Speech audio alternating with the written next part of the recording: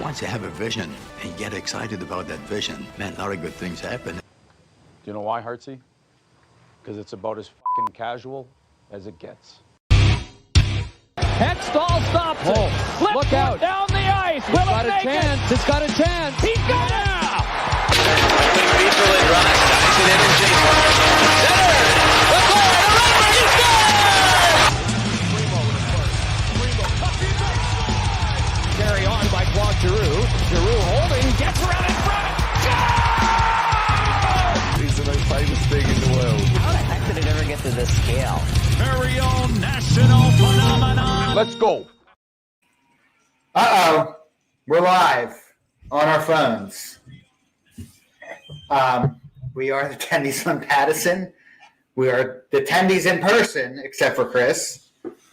Yeah, I got to leave in 20 minutes. Stupid soccer tournament. Boo. And it's cold out. It's really friggin' cold out.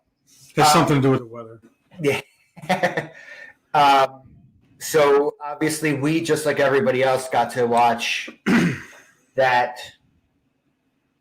now, sixth game in a row? Yeah, Something like that. It's not good right now. Yeah, I mean, don't get me wrong. Carolina's really, really good. I was saying to Paul before we kind of sat down to discuss, I'm kind of at the point now where if AV won't fire Terrian, a harder decision is going to have to be made there. 5th loss in a row. You can't. What are 4,000? Yeah, that's what it seems like. 3 for 46. That's it's unacceptable. Like I don't know what else you want. Like somebody's got to be held accountable. I mean, at the end of the day, he's the head coach. He can change a goddamn power play if he wants. So he can choose the personnel. I mean, something has to change. There has to be some sort of drastic change. I don't understand what happened from the first couple weeks that, they were moving the puck. There was life. And they had a couple different setups that they used. And now it's just flat. They can't connect on passes.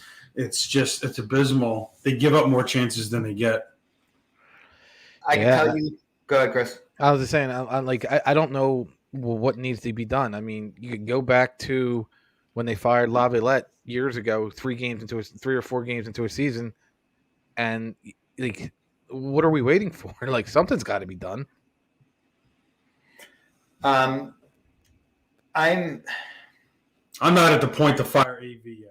Oh no! I don't want him fired. A change has to be made somewhere.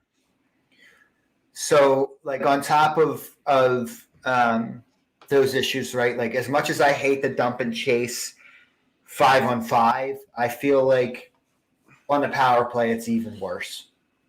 No, you should not be dumping. The only thing you should be doing on a power play, if you're forced to dump it, if you get pressure at the blue line, is you should be rap dumping it, which basically means you're just passing it to the forward on the other side. But you actually have to win the goddamn battle. You got to win the race to the puck.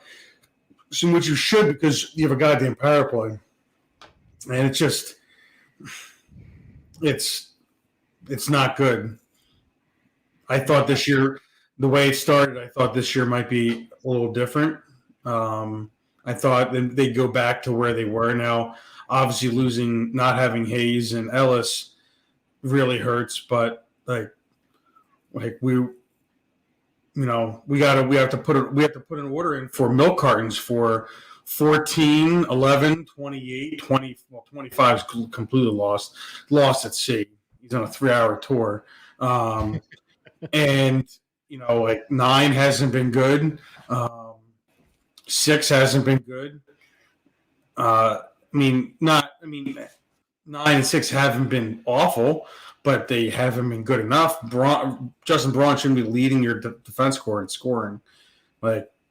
So where are these guys? No, that's not good when Braun's scoring, leading the team in defensive scoring, and we know I kill Braun. And the dudes right now is the best defenseman. I hope that the Flyers don't go into panic mode. With making like a stupid trade, or maybe calling up Cam York. The Phantoms aren't doing that hot, so He isn't playing all that well in Lehigh either. yeah. I mean, so something's gonna happen. Like there's gonna be a panic move somewhere. You would think. I don't know where it's gonna be, but there's got to be some kind of panic move. I don't know where. I'm not blaming Carter Hart. He was left out to dry for a couple of goals today. Refs were a little horrendous again today. You had the overtime goal the other night where whatchamacallit was hooked and nothing was called, which led to the game-winning goal. And then Lawton got slew-footed today and nothing was called. I would say officiating for sports has been at an all-time low the last couple seasons. I don't know what it is, but there's just like no accountability being held anywhere. No, And I mean, there's never any officiating for there's never any accountability for officiating ever in any sport at any level. It's just it's not going to just suddenly happen, especially now with the extreme shortage of officials. It's that being the bad officiating has not helped, but that's not why they're losing. Like, oh no, you haven't had consistent good efforts in a majority of these games. Like the Tampa game was a no-show. They showed up in Florida. It was gutsy. Jones had to be awesome, but like Florida's really good. But today, get outshot 17-6 in the first, and if it wasn't for Hart's, Hart playing really well in the first, and Beezer having that sick shorthanded goal, like you're going to be losing that period, and then the rest of the game went the same way. Only for once their goaltending didn't, for one of the few times the goaltending did not bail them out. It's just they need more from those top guys, and when you have a line when you have a guy on a line like that Hayes out, like that first line has to pick up the slack. And not only have they not picked up the slack, they're not even picking up their own goddamn slack. I mean, when was the last time Coots scored? He hasn't looked like himself. He looks terrible. He hasn't looked like himself for a couple weeks. TK looked good in Florida, but I thought for sure we were going to get a rejuvenated TK this year. Looked that way for the first 5. Yeah, and it's completely fallen apart, and it's frustrating. I mean, I want to see them healthy. But when's that going to be? You don't have Ellis for at least another month, and Hayes you probably don't have for another month either. This core thing. I don't know. Chuck's got to do something. He's got to make some sort of move to shake things up. Yeah, you're right. He does, and 5 in a row. It's right now. It's just and it's not like. All right, granted, the Florida game was good. The other ones are just bad losses. It's I don't know what else they need to do. Like you said, it's Tarian. He's got to go, or AV's got to change up the power play. Put someone down there. It's the mismatches are just and how many times have we seen are we on the power play? Because why are they making an odd man rush when they're down a guy and we're the ones who look like we're on the odd man rush too many times. I don't know what else to do. What else can they do? Yeah, I mean the Carolina game that they won in Carolina, if I remember right, they had a power play with 4 minutes left, and Carolina had all the chances. It almost gave them life. It was ridiculous. Guys were falling down. It was just absurd. And so far in November, let's see, they have 1, 2, 3, 4 wins. They have 1, 2, 3, 4, now 5 regulation losses. and they have 3 overtime or shootout losses. Like it's just not good enough, and it ain't getting any easier. You got the Devils who've been They're hot. who've been good. The Rangers have been hot. They have the Islanders who've been awful, but it's still the Islanders. They've got COVID really bad running through that. You have the Rangers who've been awesome. They beat Boston today. Tampa, Colorado, the Devils again, Vegas, Arizona, Devils again, Montreal. I mean, like, this is 2021. There's no easy games. There's no easy games. And it just, of their wins, of their, 3 wins, see, Arizona, they had to, like, Hart basically had to, steal that one against Arizona. Carolina, he flat out stole that game. And in the Calgary game, he didn't steal. They actually played well in that game. But, like, everything else, like the Carolina game, they got completely outplayed. Florida, they competed. Tampa, they got their doors blown off. Boston outplayed them. Dallas outplayed them. That stupid loss in that overtime loss in Pittsburgh. Like, it's just not good enough. And I'm not ready to fire AV yet, but if we start getting closer, if we, over the next couple of weeks, if this doesn't change, something doesn't change, I mean, heads got to roll.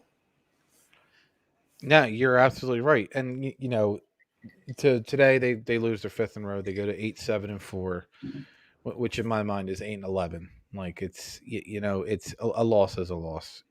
I mean, what else? What can he do to make these guys play? Like, is there something he can do to inspire them? Like, it might just be a bad fit. They could also blow up the first line because they ain't goddamn doing anything. And even though Frost, Farabee, and Atkinson have been okay, but like, it's not like early on when you had when the Fab line was doing awesome, you didn't want to touch them. But like, none of the lines are doing well. The 3rd and 4th lines are 2 of the worst as far as goals against lines in the league. Like, their 4th line has been abysmal, and they still get a ton of minutes. Yeah, that's part of like where I'm frustrated with AV. I think he's a good coach, but I see this mismatch of the 4th line getting pinned in and just and being mismatched against another team's top line. I just see, I don't think Nate Thompson is a bad hockey player, but I think he's not good enough in the situations he's been the team isn't good enough for him to be on it. Yeah. That's a fair statement. If they were completely healthy and playing well, like they were 2 years ago in the bubble, which you can say some guys weren't playing well, whatever. Like, he was fine. He was one of the better players in the bubble. And before COVID hit, like, he was playing just fine. Him and Derek Grant were good pickups. But like, the team isn't playing well. So like, when the guys on his line aren't doing anything, he's gonna look terrible, and he looks terrible. now, do you think, given AV's track record, I know Fletch doesn't care, but do you think they're a little hesitant on bringing anybody up from the Phantoms? I think that whole track record with young players is such hocus pocus. It's so overblown. I just think they don't want to rush York. Now, there is a thing to some guys play better in the NHL than they do in the AHL. I mean, there is there's a theory. There's a theory of that, and there is some truth behind it. But that's not the standard. Like, you want him to earn it down there. And like, whose spot is he taking? You like, Risto and Sanheim have been fine. They haven't been awesome, but they've been fine. I think Risto's probably been their best defenseman. Top to bottom, he probably has, yeah. And that's not good. I mean, that's good for Risto, but it's not good for the core. And he's not what he was brought here to be. No, and they're not asking him to take on more. But like, the other night in Florida, they had him playing with Provy, and just goes to show you, like, Provy needs a solid partner. And Braun's starting to turn back into a pumpkin. It's starting to hit midnight. and it's gonna get bad soon, especially with the teams they have coming up. Like, I mean, the Islanders are one thing, but like, is Braun gonna be keeping up with the speed in New Jersey and the Rangers and Tampa again and Colorado? Like, it's gonna get bad. And again, it's not what he was re-signed to be. No, and that's not. They didn't plan for him to be there. You know, it's just it is what it is. But you got to do something, and I think you got to figure a way to jettison JVR because he's a giant anchor on your salary cap, and if he's not producing, that he just brings the team speed way down, and he's literally holding them back. Now, would you move Frost and JVR for Tarasenko? So right now, no, you can't. Who are you going to have play center? Yeah, in a perfect world, yes, but with the dearth you have up the middle, they just don't have the centerman bodies. No, you can't. You can't give up Frost.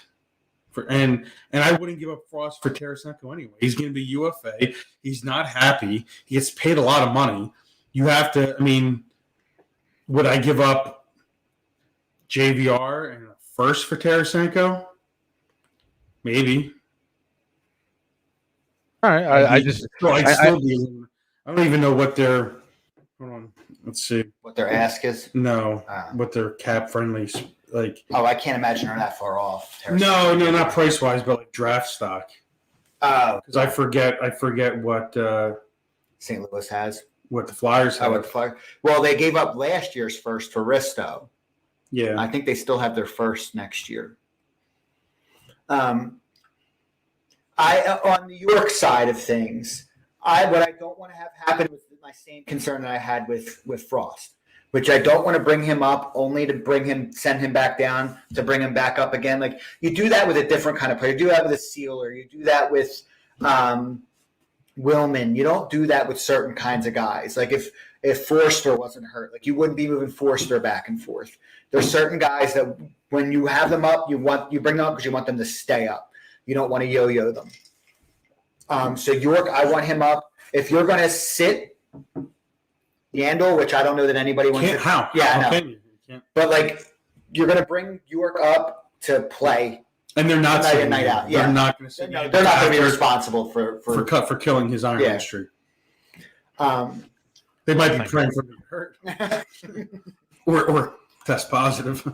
But then he'll go somewhere and he'll score like 8 goals, and then we'll hear about how we gave up on that player. You know, like, you're damned if you do and you're damned if you don't. Like, I'm in the camp of it being unacceptable. I'm in the camp of like other than like Hart and Farabee and Frost, where even then I might move Farabee or Frost if the comeback was right. Like, I'm in the camp of like there's no one on this team that they shouldn't be actively, I don't want to say actively shopping, but willing to listen to offers. If there was a good offer for Konechny, there's one. There's only listen. If you move Konechny, it's got to be Konechny and someone else, and it's got to be Johnny Gaudreau. That's to me that would be the. I mean, Calgary's not moving anyone. They're playing. I know, right? But I'm just saying, like this. You know, I heard last night that people were like, "Well, move Giroux and Konechny and Frost for Johnny Gaudreau," and I'm like, why would you do that? Like, as Calgary, like, you haven't. I love Billy. Like, as Calgary, why would you do that trade? Like, why would you mess up the? You're not going to. When you're winning, teams don't move that important of a piece when they're winning. You know, you owe it to your fans to stick it out. Yeah, and to the rest of the team. And right. just like and like you're gonna again, salary cap matters. They need to make sure the money works. So they have their next 3 first rounders, but they traded away their next 2 second rounders. I don't know if I give up a first rounder for Tarasenko because you're talking UFA. He's UFA. You only have half a season, and even though he's played well, has an injury history. So I'd be to get rid of JVR, yeah, but I wouldn't be willing to trade first, which you have a lot of leverage. You shouldn't have to trade a first. Because he's a malcontent. Yeah, which he's been a good professional. The Blues have been good, but I mean, I wouldn't. But he's something they need. He'd sure help the power play, and I don't understand why Farabee is not on the first unit. Something has to be done. Like it's Farabee's been clearly going to have to come off.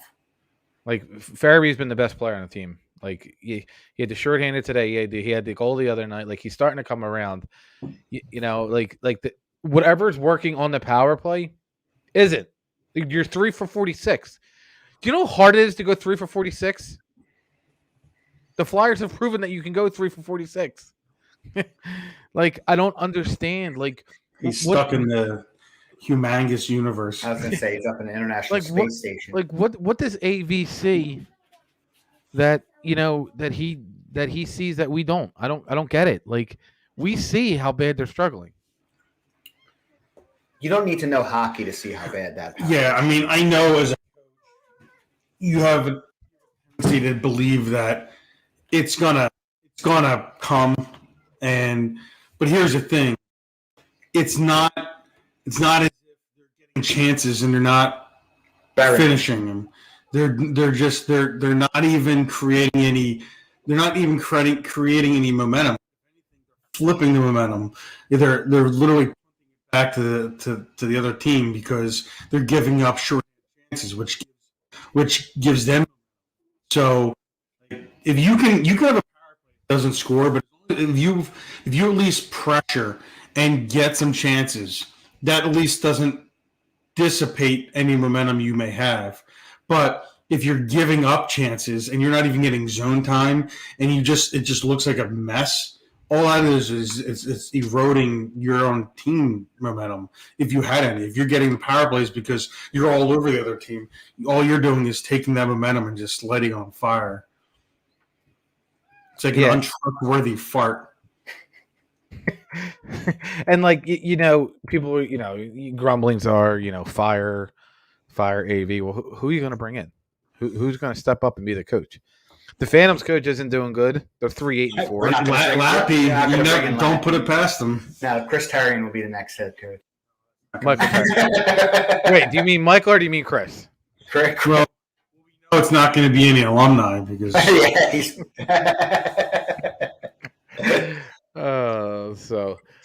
Definitely a joke, Mark. Sorry. So,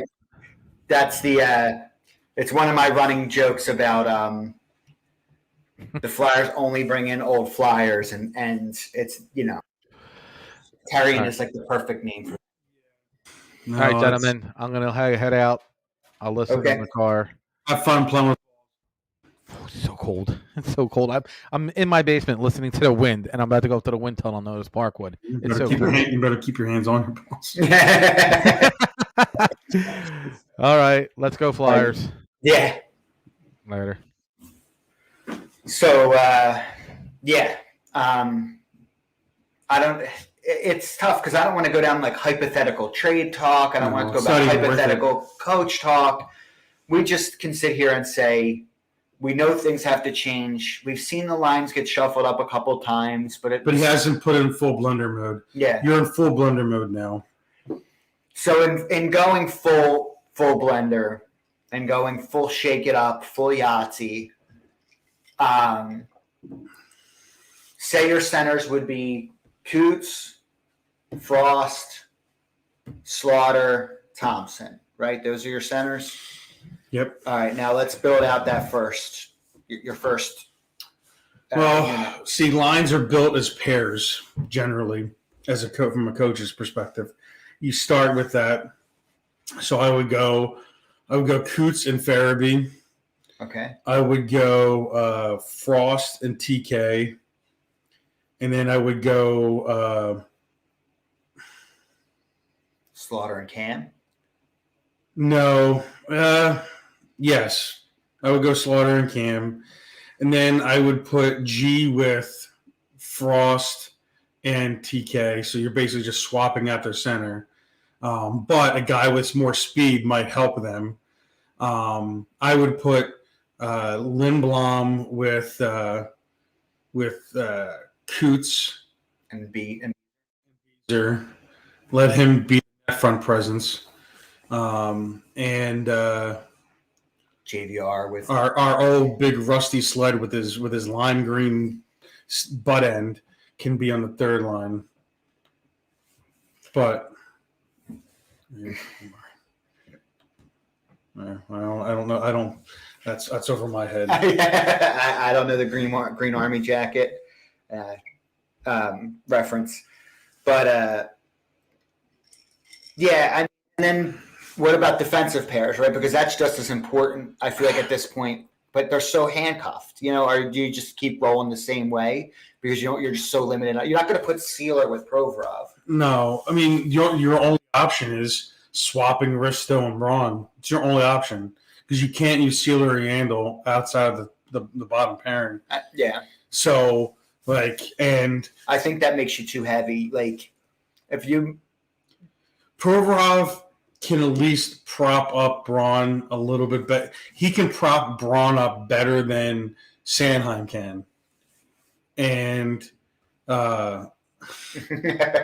okay. I there's not much you can do with the D pairs.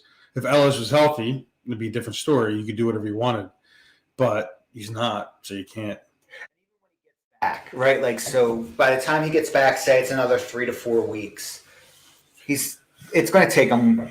He's a consummate pro, but he's going to have basically only played 4 games all year. Yeah, but he has to. There's no choice. Yeah. I mean, and he did go through camp. It's not like he camp. So he's got no choice. You have to jump right in there. But if the losing streak reaches 8 games, I wouldn't be surprised to see York up. No, because then what do you have to lose? Yeah. What do you have to lose? Yeah, give him a taste. Yeah, send Sealer back. Yep, send Sealer back.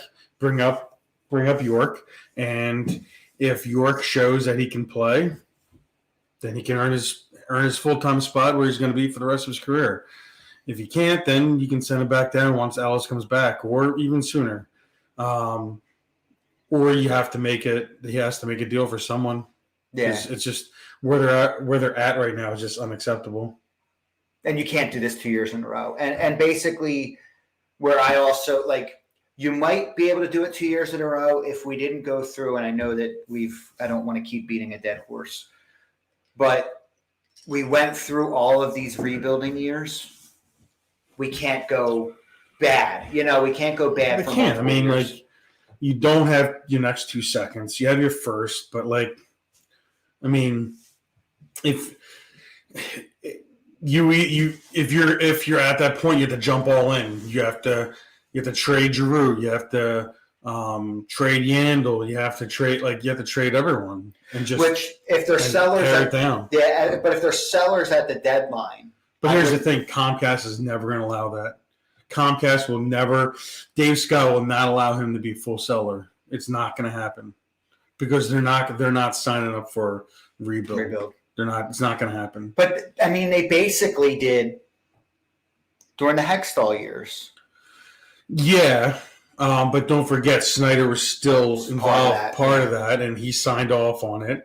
And once they started it, kind of had no choice. And they were never. That's the thing. They were never never full tank. They were never full tank. They were competitive because they had enough good players to be middling, and that's the worst place to be. It's the worst place to be. But they had good players. I mean, you had some promising young players too. So what were you going to do? You don't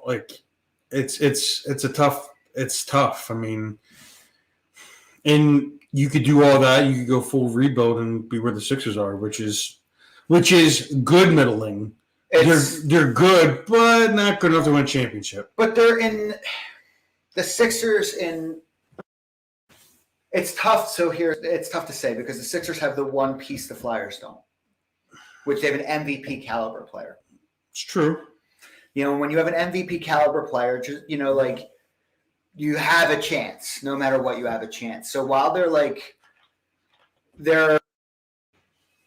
getting out of the first round, and they're in the conversation. It's having the right build at this point for the Sixers. Well, they also need another excellent player, and their other excellent player doesn't fit in the Lego pieces. Well, he doesn't fit in today's modern NBA. That's the real problem. Now we'll go. And with their other first round pick. Yeah. Another number one. He's probably barely in the league at this point. But they're in a situation again, it's easy to go back revisionist. If they'd have ended up with McCarr or Heiskanen instead of Patrick, right? This is a completely different makeup of a team. The fact that you had to trade away your second overall pick just to get rid of him is awful. But this is something that's more about that player. The talent's there. Yeah, they should have done. I mean, was there more homework to do? But here's the thing: they also, with McCarr and Heiskanen, you thought you had not maybe those players, but with Provorov and Sanheim, and hopefully with the Myers would turn out. And Gostisbehere was on. And Gostisbehere, you didn't think you needed any defensemen. You needed wingers. You needed forwards, and can never go wrong going up the middle. Yeah, right. But I mean, looking back at it, it's funny. We say that, and this time last year, you're like, wow, they should have picked Pettersson, but Pettersson looks like a giant mess right now. He looks worse. At least with Patrick, you can stem it back to his head issues and his personality, but Pettersson looks like he's just, they don't even know how to treat him. It's almost like he completely forgot how to play hockey. And I guess, I don't know if you know off the top of your head, I don't want us to have to dig through our phones, but last year, Columbus and Winnipeg flopped Dubois for Laine. How's Dubois? Do you know who Dubois? Dubois been playing well. He was good for him. Yeah. He didn't do anything after he got, but with COVID and he had to quarantine, and then it was in the playoffs, and then it was weird. He never got a chance. They couldn't practice, so he never had a chance to get acclimated. But no, he's been good for the Jets, and I think Laine had been good for the Jackets, but now I think his dad died. Oh, I thought. And he did get hurt, and then his dad died, so he's been. Well, yeah, he's been away. That's a whole different. So, but yeah, that's why everyone thinks it's so easy. It is not easy, but they can't let this stretch too much longer without making significant changes. So in 2019, no, it can't. In 2019, I think they had 2 separate 6-game skids early on. Yeah. So, really, this whole thing hinges on one is not having this. Well, that was only because Hart couldn't play on the road. Remember? Oh yeah, I forgot. Yeah.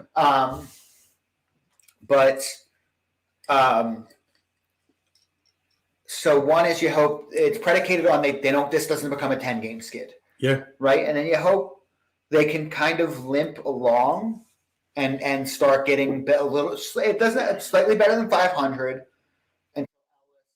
Hayes. They need to win the next 2 games. They need to beat the Devils, and they need to beat the Islanders because the Islanders are a mess right now. Yeah. And the Devils, although they've played well, they're not that good. That's a fast team. It's a fast team. They're going to give the Flyers issues, but if you're a good team, you got to find a way to beat them. Yeah, it's got to. And the Rangers in New York, the Rags have been playing really. They're probably going to lose that unless you hope hopefully they get Georgiev instead of Shesterkin. But then after that, Tampa and Colorado, thankfully they're both at home, but back to back, but it's coming off 3 days off. So which they didn't get any of that. They didn't get any breaks with the Florida trip. So hopefully with at least the Tampa game, I don't know if Tampa plays on Saturday, but hopefully they are. Hopefully it's on the other side of the country and they have to fly in. And hopefully they get to play Brian Elliott. But they have to just be better, and he's got to. You just have to change things. They've got to. That's but some of it too. I think being here. Like you and I are saying, this has been unacceptable, and obviously we mean it. You know, we also have to look at like where the other teams judge the Flyers. Right, they had to play Vashey. Yep. Right, so Tampa obviously considers the Flyers an opponent. In both games. Yeah, in both games. I'm trying to think of who else they played over the stretch where they've played the number one in every team. I feel like they've played the number one. Yeah, they got Bob in Florida. Yeah. Who did they play? They didn't get Anderson tonight, but they got Anderson. They played Anderson in Carolina. Yeah, the last game. Who did they play? Why I have it right here. Boston.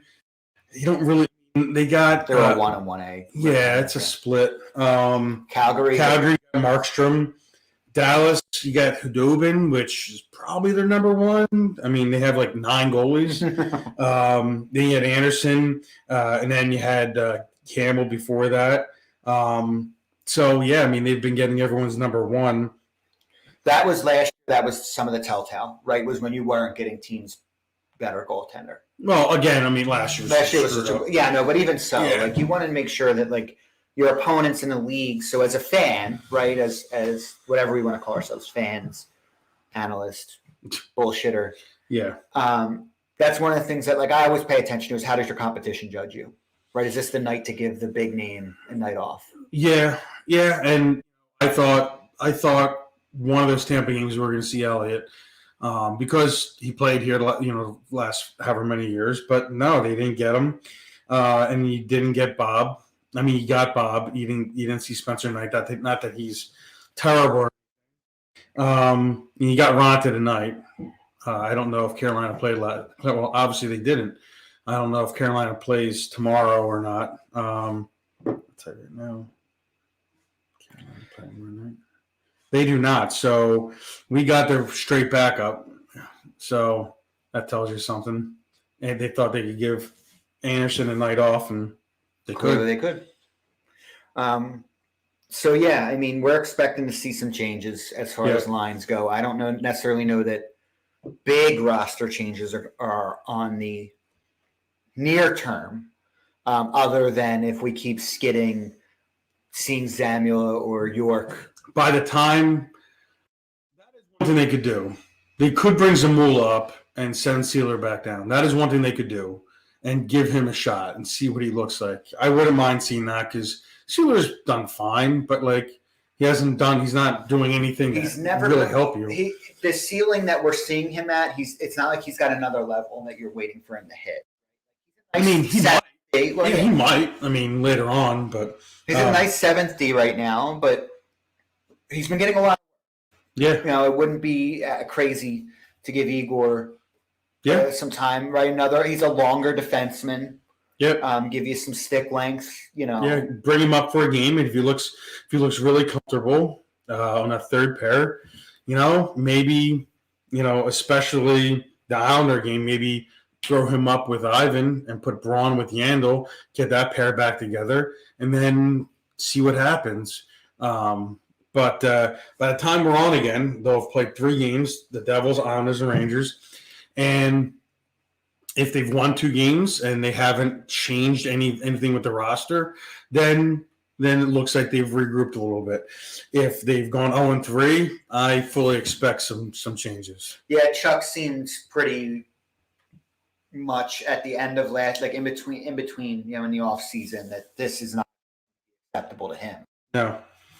No, I think going into December, if they've started December losing their 8th straight game, I think AV will be at the end of his rope.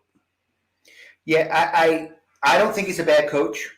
I don't think this is on him either, but I also something. I mean, something's got to give. 2 is I don't know if we go in losing this many. I don't know if the talent we have fits the system he wants to run.